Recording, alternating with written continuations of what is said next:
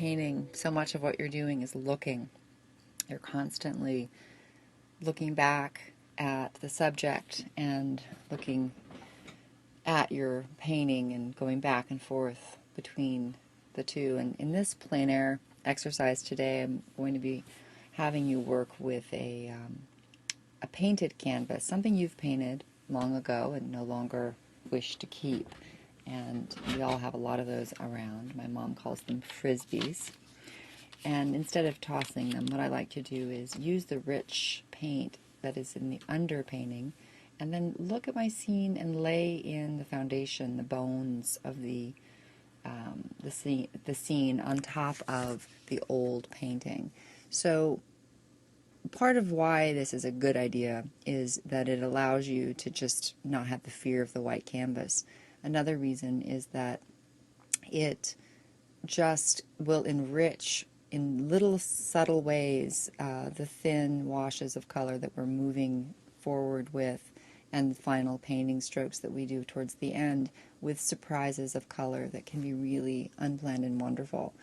So I start with the looking, and then I go in and I lay in with a thin wash of dark the outlines of my major shapes, and I'm really simplifying as much as I can. The path, the forest, the pasture beyond, the brush, the sky. And then I knock in the general tone of color and value, the relative lightness and darkness of each of those shapes. In this plein air demonstration, I'm working very intuitively, working from that structure of the drawing of those massive shapes to blocking in parts of the overall color story. In this block in, what I'm doing is not paying much attention to the specific leaf in the tree or grass head in the field, but rather the general color and value, the lightness and darkness of that color. And instead of doing one block and then another, like jigsaw pieces, I'm doing parts of one, parts of another, because each time you go in to make that decision of how dark something is, or what tendency towards green or tendency towards red, or those shifts, those subtle adjustments that you're constantly making, every time you do that with one brush stroke, making that come down onto a plane, you are seeing, oh, wait, that's too dark behind that little house, or the little brush in front of it is really more of a purple rather than a green, or you make these adjustments as you go. It's very much seeing, reacting, and changing. And so in the painting of this particular plein air piece, I am working on it almost in a spiraling fashion, beginning with seeing that relationship between the little house and the woods and the shadow shapes, and then looking at that bright sky mass, and then moving onto the path, and then over to the field, and then back into the shadow, and then back into the sky, and then over to the little strip of fog beyond the pasture, and then into the brush again. And it's not a plan of attack. It's really more of a, where am I seeing a need to bring in some information? And it's really, I call it an intuitive approach, because as opposed to saying A, B, C, D, E, F, G, there's your painting, it's much more about having some principles in mind of how you're approaching it, and then just painting your painting. So the bones of the painting have been laid in with the drawing and the identification of those major shapes, and the massed idea, the idea of that whole tree shape being understood as one major shape, and then going into that with more nuance, where you have warmth and light picking up the edges of some of those leaf forms. The light and the dark story, those are ideas that we've explored in our landscape painting class. They're ideas you've been exploring in your own painting.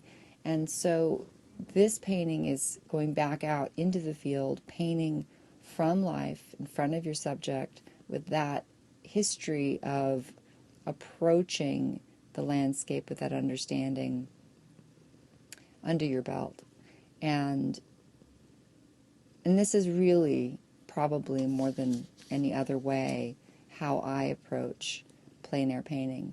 And when I get in trouble, when I find myself really in the weeds, I go back and I study the 5 shapes, the 4 shapes, the 4 values. Is the light in the sky too light? How does that relate to the light on the pathway? Where are those little details that really tell me this is a eucalyptus grove that I'm not getting, and where do I need to bring them in, and where are they perhaps overstated? And I begin to sort of analyze it and try to find my way out of the errors that I might have made. But it is a bit of a seat of your pants kind of an approach on a foundation of looking and analyzing, responding, and number one, getting out there and doing it.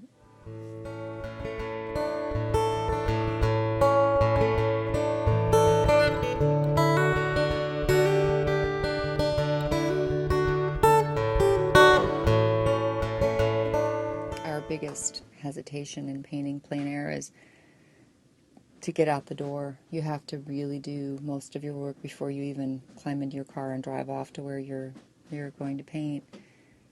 And that process of preparing is where a lot of the work gets done. You kind of review what you need. You have your checklist, which should include a thermos of coffee and a hat and sunscreen and bug repellent if you're worried about that.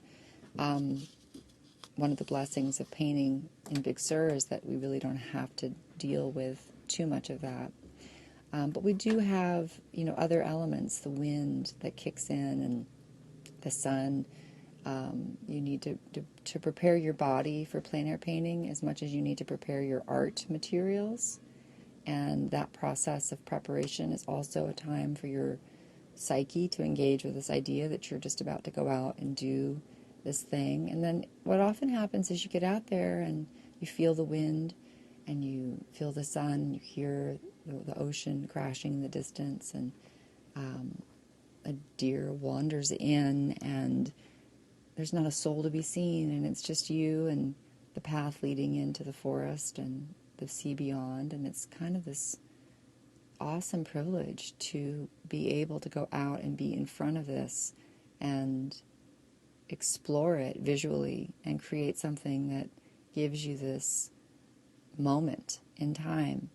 I've painted this particular cabin at Molera in Big Sur many times, and each painting sort of stops me in my tracks, and I'm familiar with it, and you become familiar with the things that you love to paint.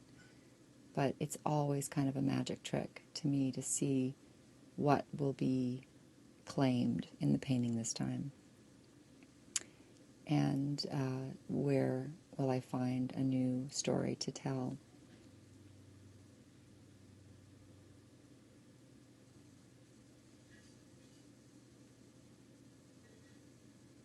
I rarely spend more than 2 hours working on a plein air painting, and I try to get the major shapes and values and color blocks within the first blush of the painting, 20 minutes.